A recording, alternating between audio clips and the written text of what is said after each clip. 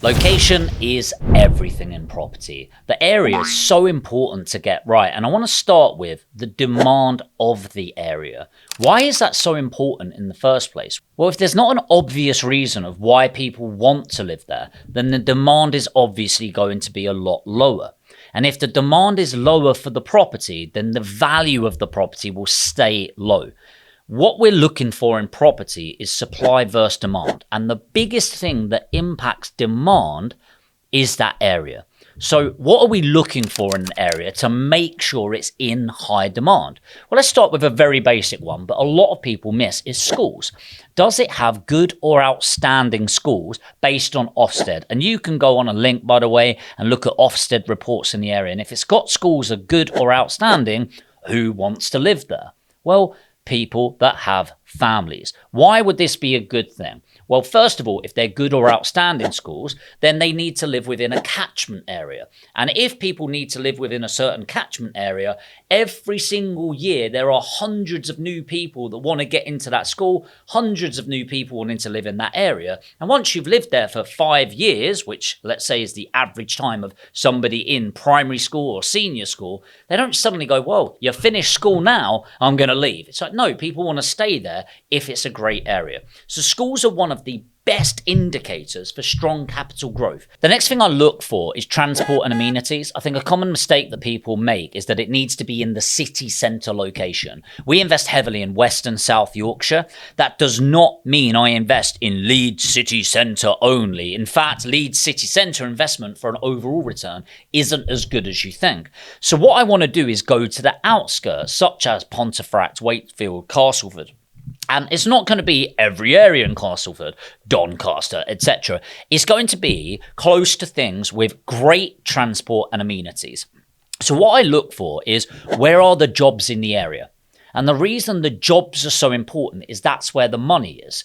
Now, look, I'm not being prejudiced against people that have a job or don't have a job. It's really about, I want the value of the property to go up over the long term. The rents only represent 20 to 30% of my long-term profits. It's going to be the capital growth that really makes the difference. And if people are going to push that capital growth, it's going to be the people that are earning. So what would be the top 3 amenities that you want to look for? Well, I'll give you a nice little one. Did you know if Waitrose decide to go into an area, that is going to increase the average property price by up to 10%? How bad's that? Now, is it really the Waitrose? No, it's what Waitrose represents, okay? So when a Waitrose goes into the area, that's a really good indicator. So anything within maybe a 20-minute walk of that would be great. The schools, obviously, I've mentioned already, but more importantly, the transport links that can get you to those locations. So I know this might sound crazy, but not everyone drives to work every day. If you're in London, you definitely don't, right? So how long does it take you to get from A to B? And that's not just the train station to there. How long does it take you to walk to the train station? So if there is a main bus stop or train station within 10 minutes walk, that's going to be really powerful. Another one that it's not an absolute must, but it is a massive bonus for me is hospitals. Hospitals really improve the value of properties in the area. And I'm talking like a 15-minute drive. And that's for 2 reasons. Number one, jobs. Most hospitals now double up as training hospitals. So they're constantly bringing people in to train them because we have a massive shortage in nurses and doctors in the UK, as you can imagine with the NHS and the pressure on that. And so constantly bringing in new people, which is great for renters, but also wealth in the area tends to go up around hospitals. So nice little tips for you there to really focus your logistics. The next thing I'm looking for is some economic factors. I know that sounds really geeky, but in general, what crime is in the area? And you can see these things on Street Check, Landlord, stuff like that, which is great. In general, here's what I'm going to tell you. There's crime in every area. I know what you're about to do on Landlord. You're going to search where you live. And then you're going to look at how many crimes are on your street. And you're going to go, oh my God. Trust me, every street has crime. The highest crime areas, by the way, might not be what you think. It's HMO areas. So student lets. Where else are you going to get 5 laptops, 5 iPads, 5 TVs in one property and the door unlocked most of the time? students, right? So crime's always going to be higher, but I'm looking for lower crime areas if possible, like low to moderate crime rates. I'm going to look at the socio-demographic breakdown, which is a fancy way of saying who lives in the area. So we've got A to D, and we're looking for 25% or more in that AB division. And that shows the type of person that's going to have the money to buy in the properties. The next is tenure property. Tenure of property, again, geek away of what's the breakdown? Is it owned outright? Is it owned with mortgage? Is it private rentals? Or is it social housing?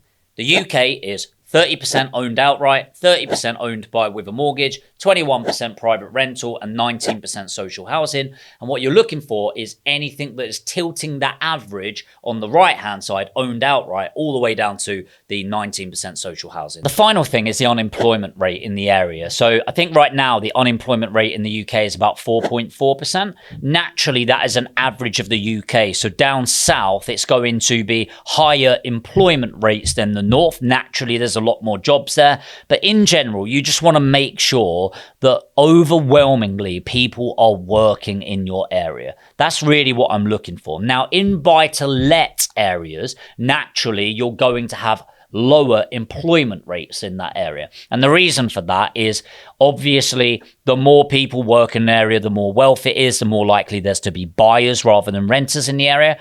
So some unemployment is absolutely fine. Just make sure you're looking in areas where people can afford to pay money. The more demand there is, every economic factor that points towards that, the more money you're going to make over the long term. Let me give you a bit of a download, some hints and tips here on future pacing. So the past doesn't guarantee the future, but it is a good indicator. Property prices in general go up almost every year, but there are years where it goes down. But over a 10-year basis, you will never find a 10-year period where property prices have gone down. So how does this translate? Well, look at trends.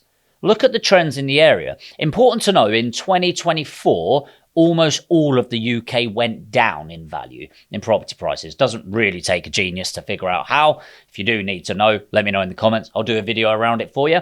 But the reality is, you want to look at long-term trends. So we focus on an area where we're getting a minimum of 4% growth a year. Over the last 5 years, it's been a very tumultuous time, but property prices in some of my areas have gone up 10% every single year. What? In general, is it going up over time? Because if the trend is going like that over a 5-10 year period, why? Is it because there's been a load of stuff that's gone wrong and now there's massive investment in there, something to look at, and I'll go through in a second, or is it that's just the way that area is going? So logically, do you want to invest in an area that's looking like that? I don't know how that's looking for you. Going down, or do you want to buy into an area that people want to live in? They're going for it. It's becoming exciting.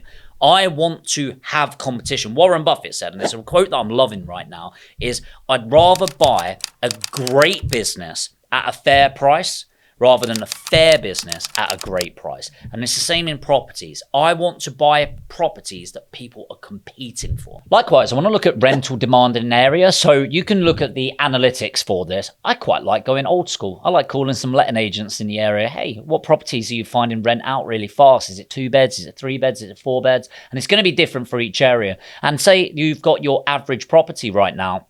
How many people do you think go for it that legitimately could rent it out? How many people do you get asked for viewings, applications? Now, always take it with a pinch of salt, but a letting agent is a really good indicator of information. If not, you can go on Rightmove and you can actually look at the lettings part of Rightmove and it will show you a lot of analytics. Now, I own a letting agency in my area, so I've got direct information. So for our areas in 2024, the average property that we had, over 50 people wanted to rent a property, which is like really points towards the problem that we've got. But from an investment point of view, that is really good to know that there is that much demand for our average property. The final thing is the SHLAA. The SHLAA, SHLAA, apologies if I spelt that incorrectly, is the local development plan. A really good indicator is looking at development plans in your area. So if you've got contacts in the area, it's really good because you can find out actually a little bit before it going official online. But government websites, they have to publicize their investment zones, the schemes that they've got, the funding that they want to put in. And for me, what I'm getting really obsessed with is the data of future pacing. the governments more and more that are coming in, doesn't matter whether you're Labour or Conservatives, they're very much focused on the future and making a shift into the development. And a huge part of that where I am is how do we connect the north and south of England? And this can be really important because a huge part of that is having economic zones in the north, especially in Yorkshire, which is why it's my favourite place to invest right now. It's one of the reasons anyway.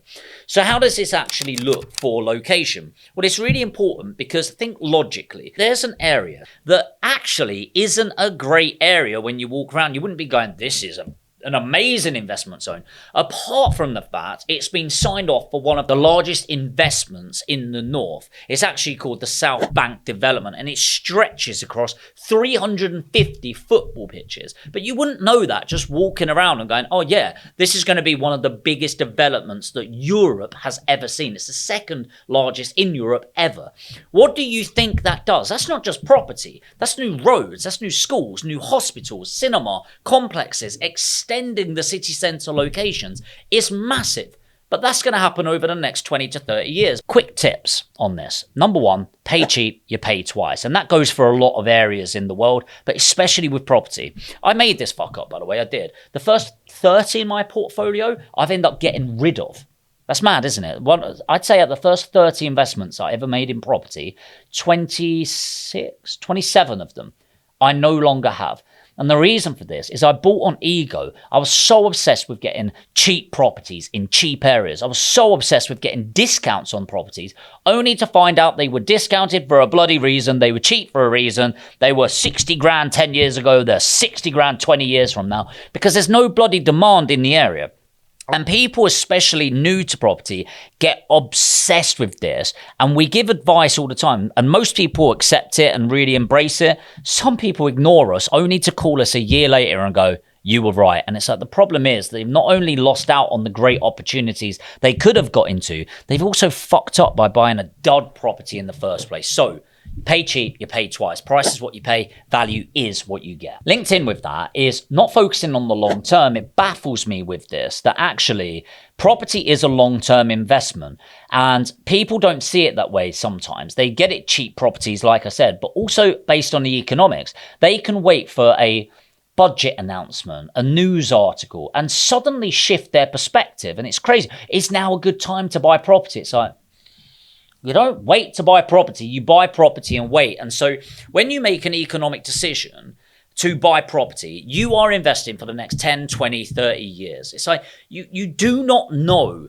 if this year is going to explode or it's going to crash. Think how many changes have been suddenly announced from COVID, Ukraine, Trump, and everything in between, which impacts short-term fluctuations on the market. When you've got a great location, it's a great location. That doesn't matter if stamp duty has gone up, tax thresholds have gone up, the new government's come in. It doesn't stop this being a great area. Now, if the great area is only great because of one key thing, and then the government takes that one key thing away, sure, but why the fuck would you invest in an area that has just that one great thing?